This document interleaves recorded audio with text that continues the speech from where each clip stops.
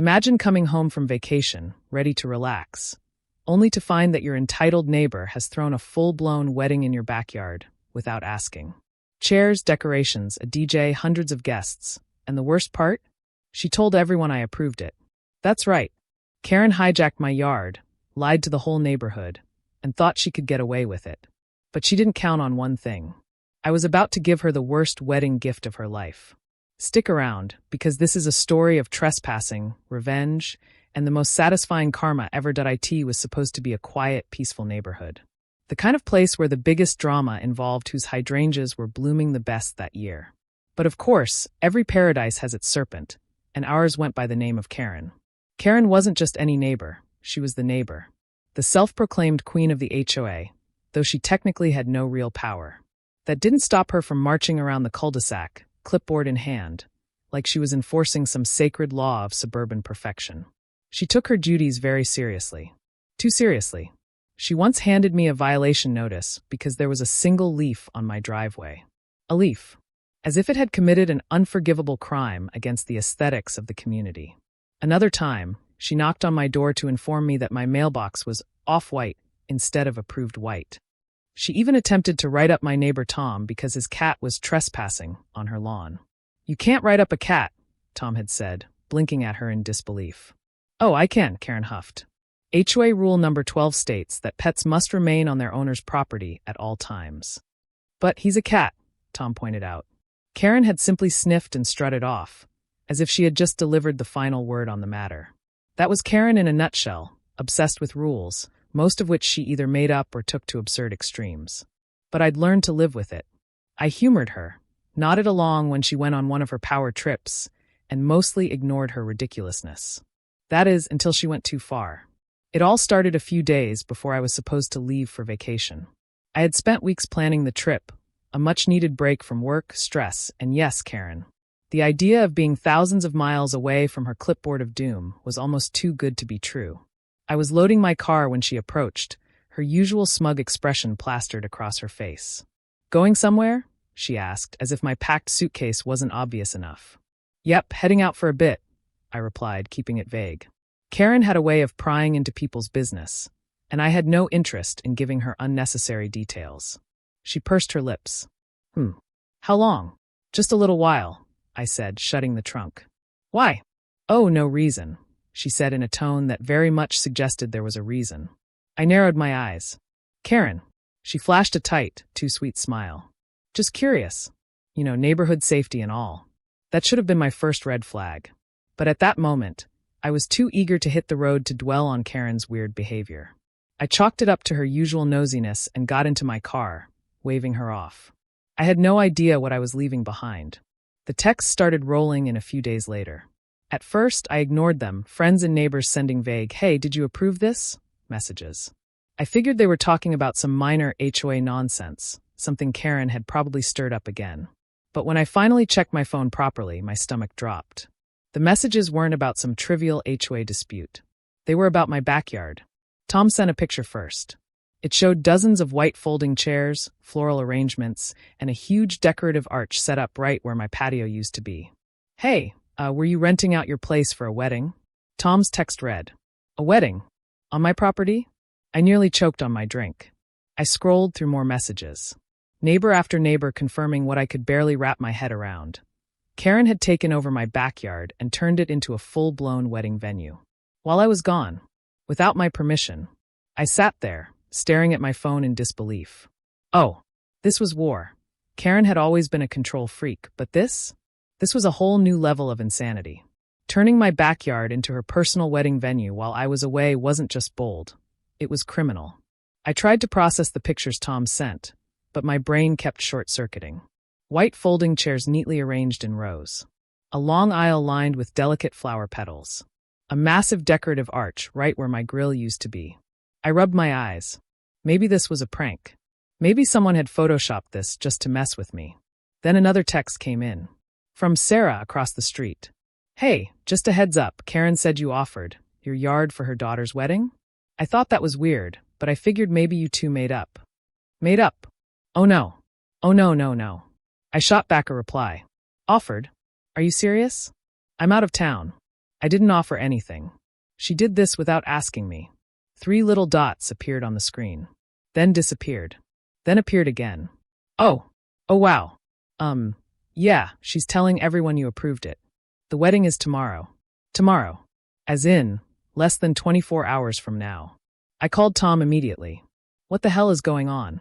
Dude, he said, lowering his voice. It's nuts. There's been people in and out of your yard all week. At first, I thought you hired landscapers, but then the decorations started going up, and he hesitated. Man, it's a whole thing. Tents, caterers, even a DJ. I tried to tell Karen she should check with you, but she kept saying it was all pre-approved. My hands clenched into fists. I never approved anything. Yeah, I figured that out real fast when I saw your texts.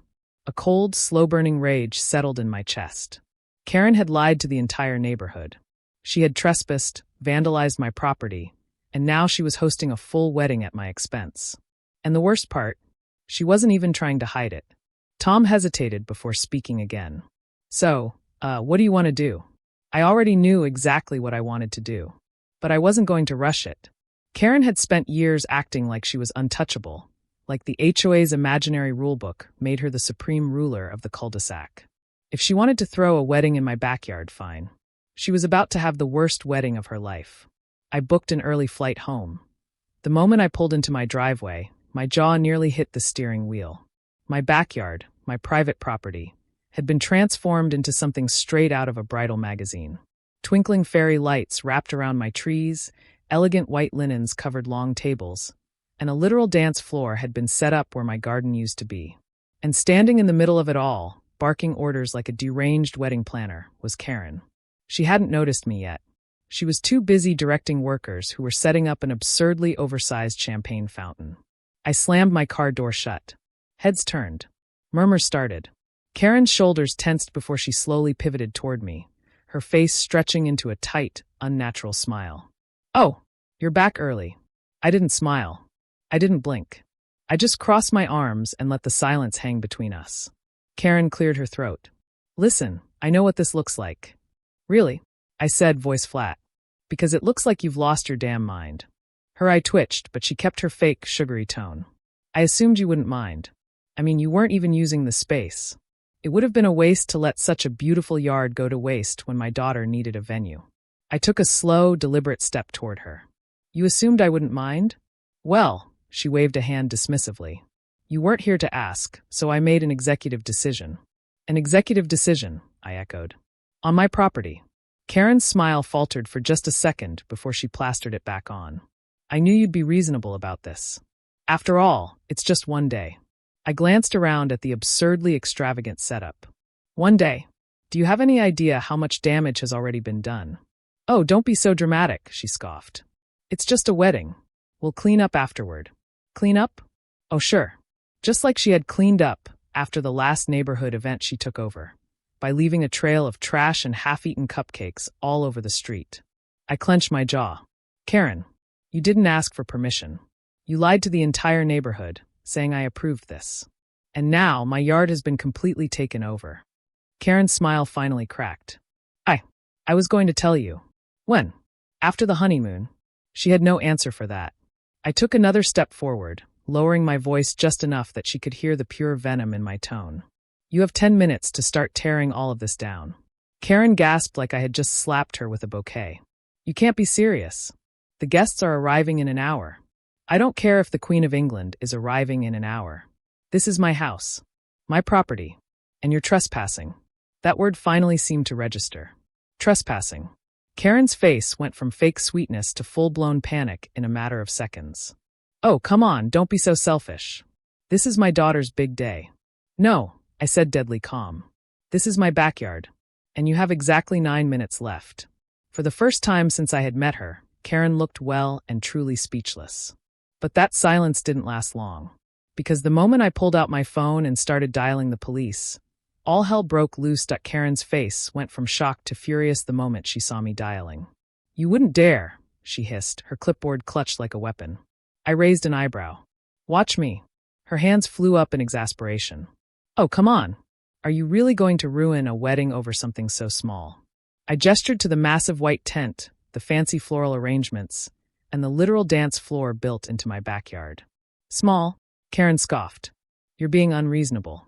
The guests will be here soon. Do you really want to humiliate my daughter like this? Ah, there it was.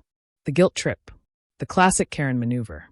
Karen, you humiliated yourself the moment you decided to throw a party on someone else's property without permission. Her lips pressed together into a thin, furious line. I could almost hear the gears in her head turning, scrambling for a way to twist this in her favor. But before she could start another dramatic speech, I held up a finger. You have 8 minutes. She paled slightly but stood her ground. You're seriously going to call the cops? I'm seriously going to call the cops. I hit dial. Karen's jaw dropped. Wait. I turned away slightly so she couldn't snatch the phone out of my hand. 911, what's your emergency? Before I could answer, Karen lunged forward and grabbed my wrist. Listen, she hissed in a whisper. We can fix this. Just give me a second. I yanked my arm free. No, you had a second. You had weeks to ask me. You didn't. Instead, you lied to the entire neighborhood and treated my property like a free rental space. Karen looked around wildly. A few of the wedding workers were watching, some pretending to adjust decorations while clearly eavesdropping. Tom stood near his driveway, arms crossed, smirking at the unfolding disaster. Finally, Karen let out a strangled groan and stomped her foot. Fine. She whirled around and clapped her hands. Everyone, start packing up. A few of the workers hesitated. Now, she snapped. They jumped into action, quickly pulling down decorations and folding chairs. Karen spun back toward me, seething. I hope you're happy, she spat. Oh, I am, I said, shoving my phone back into my pocket. But I'm not done yet. Her face twisted with suspicion. What's that supposed to mean? I smiled sweetly. Well, Karen, seeing as you and your wedding guests were planning to use my property, I assume you had a backup venue just in case? The way her eye twitched told me everything I needed to know. She didn't have a backup plan. I let out an exaggerated gasp. Wait, you mean to tell me you didn't pay for a venue? You just assumed you could use my yard for free. Karen's eye twitched harder. I laughed. Wow, that's embarrassing. She clenched her fists. I was going to offer you money after the fact. I drawled. And I was going to let you, not get the cops called on you. But hey, here we are. Her face burned red. I let out a sigh. Tell you what, Karen, I'll be generous. Since you've already paid for all these vendors, I won't have them waste their time. Instead of calling the police, I'll just send you a bill for damages and rental fees. Karen's rage transformed into pure horror. What? You can't. Oh, but I can, I said, pulling out my phone again. Let's see. How much does it cost to rent an event space of this size? Maybe I'll charge you, $5,000. Karen gasped like I had just told her I was going to set her house on fire. That's insane. No, what's insane is breaking into someone's yard and throwing a wedding, I shot back. Now, unless you want me to file a trespassing report, I suggest you figure out how to pay me. Karen opened her mouth, then closed it. Her entire body trembled with barely contained rage. But she wasn't stupid. She knew I had her cornered. She spun on her heel and stomped toward her daughter, who had just arrived in a fancy white gown, looking confused and increasingly panicked. Karen grabbed her by the shoulders, whispering furiously in her ear. A few seconds later, the bride's face crumpled. Tears welled in her eyes. I almost felt bad. Almost. Then I saw Karen shooting me a murderous glare, and whatever pity I had evaporated. It took 2 hours for them to dismantle everything. The caterers left in a huff. The DJ, who had just finished setting up, grumbled while packing his equipment. The florist angrily yanked out her flowers and stormed off. By the time they were done, my yard looked like a battlefield. Bits of confetti and flower petals were scattered everywhere. Stomped grass. A few stray chairs. Karen was the last to leave. She stomped past me, eyes blazing. This isn't over, she hissed. I grinned. Oh, I hope it isn't. She whirled around. What's that supposed to mean? I crossed my arms. Well, I already called my lawyer about the damages. Expect some paperwork soon. Her face turned ghost white. You wouldn't. I tilted my head. You assumed I wouldn't. She let out a strangled noise and stormed off, dragging her daughter behind her. As soon as she was gone, Tom walked over, shaking his head. Well, he said, laughing, that was better than reality TV. I let out a breath, glancing at the mess. Yeah, but it's not over yet. Because if Karen thought she was getting away with this, she was about to learn just how wrong she was. The neighborhood was already buzzing by the time Karen stormed off with her daughter. People who had been peeking through windows were now openly standing on their porches, whispering and exchanging amused glances. Some even had the audacity to pull out lawn chairs and settle in like they were watching the season finale of their favorite drama series. Tom, still grinning, leaned against his fence. "You know you just made history, right?" I sighed, looking at the remnants of the disaster in my backyard. "Oh yeah, what's my prize?" He smirked. "Bragging rights. You just took down Karen." From across the street, Sarah walked over, shaking her head in disbelief. "I knew something was shady the moment she said you approved this. I just didn't think she'd actually pull it off." "Pull it off?" I snorted. "She didn't pull off anything. She crashed and burned." Sarah laughed. "Fair point. But seriously, she had everyone fooled. Even the florist thought this was all legit. She was saying how generous you were for letting Karen use your space." "Oh, so generous," I muttered sarcastically. "Can't wait to see how generous Karen is when she gets my bill." That got another round of laughter from the gathering crowd. As more neighbors wandered over, the stories about Karen's antics started flying. "Did you hear she tried to get Greg's trash cans banned because she thought the lids were the wrong shade of green?" "Oh, that's nothing. Last month, she left 4 anonymous complaints about my wind chimes. Said they were a disturbance to the peace. She once tried to report my driveway for looking uneven." Like, what does that even mean? It was like a Karen support group. Years of pent-up frustration finally being unleashed now that the HOA's self-appointed queen had been dethroned. Then Tom lowered his voice, eyes twinkling with mischief. "You do know what this means, right?" I frowned. "What?" He leaned in conspiratorially. "We have to throw a party." I blinked. "A party?" "Yeah," he grinned. "An unapproved party. The most un-Karen-friendly event this neighborhood has ever seen." The idea was almost too tempting. After years of her nitpicking, her absurd violations, and now this, the thought of celebrating her downfall with a giant, rule-breaking bash was delicious. Sarah was already nodding enthusiastically. "We could have those illegal wind chimes, Greg." "I'll put out my 2 green trash cans," Greg added. "I'll let my cat roam freely," Tom said with a smirk.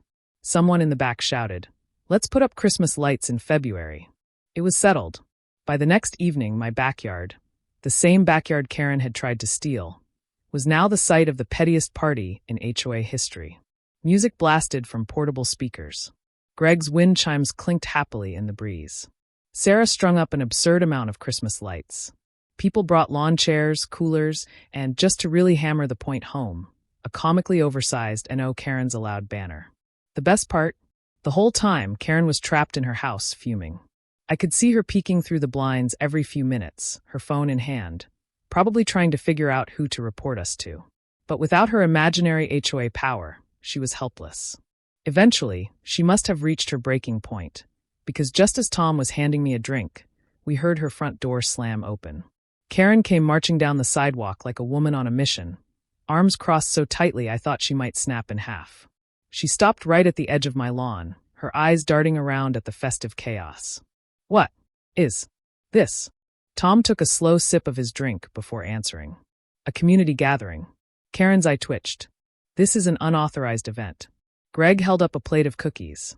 "Want one?" Her nostrils flared. "Do you people have no respect for the rules?"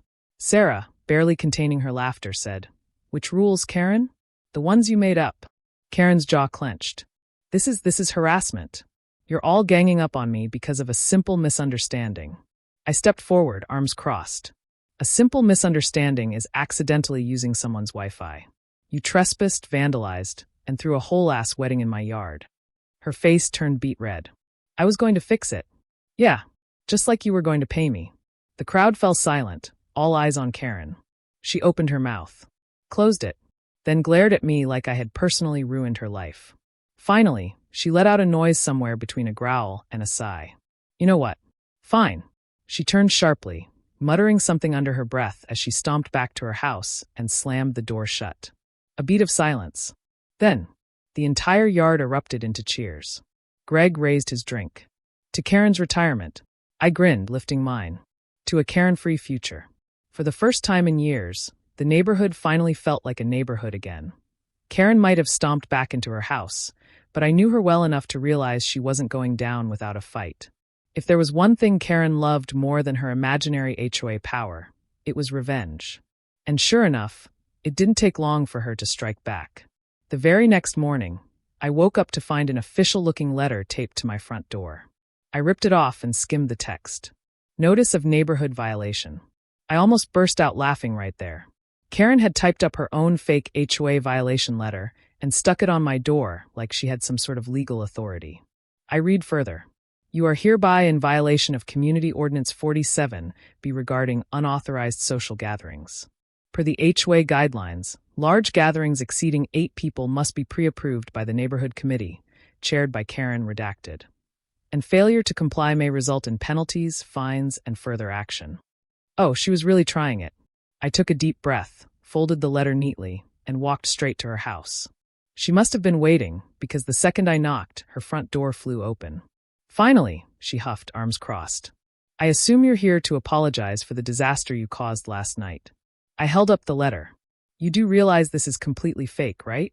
Her smug expression didn't falter. It's a formal notice. I stared at her. Karen, there is no Community Ordinance 47B. There is no neighborhood committee. And you are not the HOA. Karen sniffed. The spirit of the HOA still exists. I blinked. Did you just say the spirit of the HOA? She lifted her chin. This neighborhood has standards. And I will not sit back and watch it be turned into a lawless circus by people like you. I wanted to laugh. I really did. But instead I smiled. You know what, Karen? You're absolutely right. She looked suspicious. I am. Oh, definitely. We can't have a lawless circus, now can we? She smirked. Exactly. So, I continued, still smiling. It's a good thing I already called my lawyer and reported you for trespassing and property damage. Her smirk vanished. Wait, what? I handed her another piece of paper. This one very real. An official notice from my lawyer outlining the damages she was liable for. I was going to handle this quietly, I said. But since you love official paperwork so much, I figured you'd appreciate some of your own. Karen's face turned a shade of red I had never seen before. You can't be serious. Oh, I am dead serious, I said. You threw a wedding on my property without my consent. That's trespassing. You left my yard in ruins. That's vandalism. And you lied to an entire community about it. That's just pathetic. She sputtered. I was going to fix it. Great. Then you won't mind paying for the damages. Karen's eye twitched. She snatched the letter out of my hand, skimmed it, then let out a dramatic gasp. This says I owe $6,000. Yep, I said cheerfully. It's almost like renting a venue isn't free. She shook her head rapidly. No. I'm not paying this. You can't make me. I took a slow step forward. Then I guess I'll just have to take you to court. The color drained from her face. You wouldn't. Oh, Karen, I said sweetly. You assumed I wouldn't. For the first time in her miserable reign, Karen was truly speechless. I turned to leave, but before I stepped off her porch, I added one final thought. Oh, and by the way, I smirked. Your HOA position? The one you love so much. Karen blinked. What about it? I pulled out my phone and showed her an email from the actual HOA board. Subject: removal of Karen redacted from HOA advisory position. Her eyes widened. No. Oh yes, I said. Turns out, when the actual HOA board found out you were using their name to scam people with fake rules, they weren't too happy. Karen made a strangled noise. But I was the one keeping order. Who else will? The board is taking over, I cut in. Which means you have zero power now. She opened and closed her mouth like a fish, but no words came out. I grinned. Have a great day, Karen. And with that, I walked away victorious. But Karen wasn't quite done. The next few weeks were a meltdown of epic proportions. First, she tried to rally her remaining allies, all 3 of them, to protest her removal from the HOA. That fizzled out fast when they realized Karen had literally been making up half the rules she enforced. Then, she tried to file a counter-complaint against me for defamation. That was immediately dismissed because, shocker, telling the truth isn't defamation. Finally, in one last act of pure desperation, she tried to claim squatters' rights on my backyard. Yes, you read that correctly. Karen genuinely tried to argue that since she had used my yard for the wedding, she had some kind of claim to it. The police had to explain to her that no, Throwing a party on someone else's land doesn't make it yours. That was the moment she truly lost. The neighborhood watched as Karen's empire crumbled. She was fined for the damages, humiliated by the HOA, and now nobody respected her anymore. Her final move? She put her house up for sale. The listing went live 3 weeks later, and the second the sign went up, the entire neighborhood celebrated. Tom even threw a farewell barbecue. Karen, of course, didn't attend. She moved out a month later. No dramatic goodbye. No final speech. Just packed her things and left. And just like that, the reign of Karen was officially over. The day Karen's moving truck pulled out of the neighborhood, the air felt lighter. It was like the entire cul-de-sac collectively exhaled, finally free from the oppressive cloud of her clipboard dictatorship. Of course, she didn't leave without a fight. In the weeks leading up to her departure, she had tried everything to avoid paying for the damages she'd caused. First, she claimed she had no money, despite regularly flaunting her expensive handbags and luxury car. Then she tried to convince the HOA to cover her expenses, only to be laughed out of the meeting. Finally, she even went so far as to threaten to countersue me for emotional distress. That backfired spectacularly when my lawyer reminded her that trespassing, property damage, and fraud were actual crimes, and that if she pushed it any further, I'd have no problem escalating to small claims court. In the end, she paid every cent of the $6,000 she owed. Well, technically, her husband did. That was the real cherry on top. Turns out, he had no idea about the wedding debacle until my legal documents landed in their mailbox. He was furious. From what I heard, it wasn't just the lawsuit. Karen's entire history of HOA nonsense had finally caught up with her, and he was done with it. 3 weeks later, she was the one getting hit with divorce papers. Talk about karma. By the time she left, nobody was sad to see her go. No farewell party, no waves from the neighbors, just a few smug smiles as her car disappeared down the street. And the best part, the new family that moved in, they were the exact opposite of Karen. Super friendly, easygoing, and best of all, they hated HOAs. It was like the neighborhood had been blessed with the anti-Karen. At the next HOA meeting, the new homeowners suggested eliminating half the ridiculous rules Karen had been enforcing for years. Things like the mandatory color palettes for front doors, because apparently personal taste was illegal under Karen's rule. The grass length inspection policy, no more surprise measuring tape visits. The absurd restriction on holiday decorations, because God forbid someone puts up a pumpkin on October 1st. The vote, unanimous approval. It was beautiful. As the months passed, life in the neighborhood became normal. People stopped living in fear of Karen's clipboard. No more random violation notices, no more tense standoffs about petty nonsense. And for the first time in years, we actually had fun. We threw block parties, BBQs, unapproved gatherings that Karen would have lost her mind over. Greg's wind chimes made a comeback. Tom's cat roamed freely, taking victory laps across Karen's old yard. And me?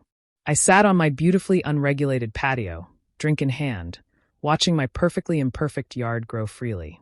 As I leaned back in my chair, I thought about everything that had happened, the stolen backyard, the wedding fiasco, the lawsuit, the epic downfall. And I couldn't help but smile.